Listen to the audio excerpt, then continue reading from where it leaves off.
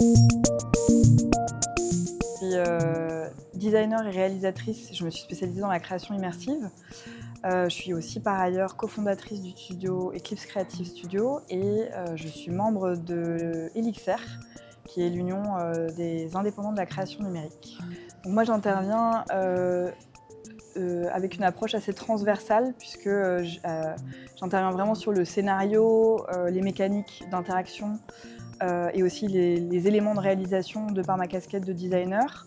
J'ai aussi une expérience de la production puisque à travers mon studio Eclipse Creative Studio, mais aussi les expériences que j'ai pu avoir dans le passé dans des sociétés de production audiovisuelle, j'ai une connaissance un peu du marché et donc mon enjeu c'est vraiment de les accompagner sur comment trouver une manière de faire coexister une histoire ou un sujet avec un format et un mode de diffusion qui soit cohérent et qui permettent de pérenniser le projet. Je suis intervenue sur des projets assez variés. Ça peut aller du film, dôme, documentaire, vers des installations avec des démarches beaucoup plus scientifiques, comme par exemple là récemment un spectacle de danse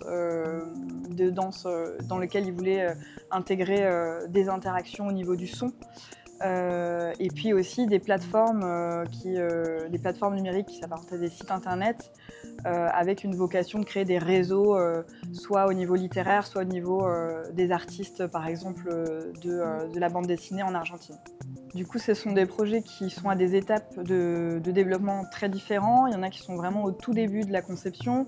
Il y en a qui sont beaucoup plus avancés dans un travail de recherche conceptuelle. Mais globalement, oui, ils sont quand même plutôt à cette étape de concept parfois un peu plus avancée. Et moi, je les accompagne vraiment, pour certains, sur des méthodologies de design assez basiques, qui est par exemple créer des personas, essayer de trouver des mécaniques qui peuvent être adaptées, ou ça peut être aussi questionner le format. Est-ce que le format immersif interactif est vraiment adapté au sujet qu'ils ont envie d'aborder et aux sensations qu'ils ont envie de donner à leur public. Donc c'est vraiment challenger.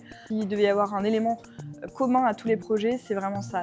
Challenger sur la cohérence entre ce format et ce qu'ils veulent raconter et leur objectif premier à travers leurs œuvres. Moi je suis vraiment honorée de faire partie de ce programme. De par notamment la qualité des projets, j'étais vraiment étonnée de voir le niveau intellectuel et conceptuel des projets et des artistes argentins. C'est le lien qu'il peut y avoir en fait sur les problématiques et les questionnements entre les artistes français et les artistes argentins.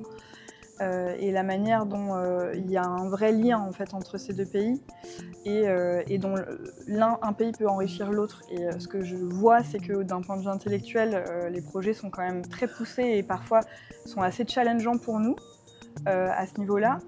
Et en même temps, il manque de moyens, clairement.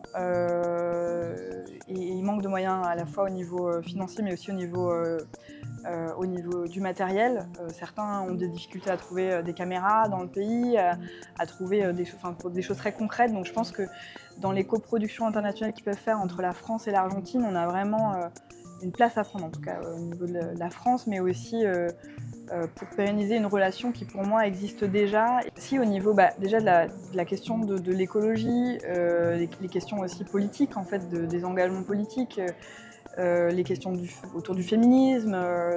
C'est vrai qu'il y a beaucoup de sujets communs et à mon avis de sujets dont s'emparent les artistes en France et en Argentine qui auraient intérêt à converger et qui convergent déjà en fait. Donc je pense que même au niveau du public, il y a des sujets assez forts en fait, qui sont très très forts et qui peuvent, je pense, toucher autant un public français qu'un public argentin et qui sont au final assez universels. Des problématiques géosociales sur certains territoires d'extraction pétrolière, ça c'est des questions qui sont vraiment universelles. Dans le monde entier, il y a des problèmes liés à l'extraction minière, ou pétrolière ou hydraulique. Et ça c'est des sujets qui nous concernent tous et qui concernent notre avenir. Donc voilà.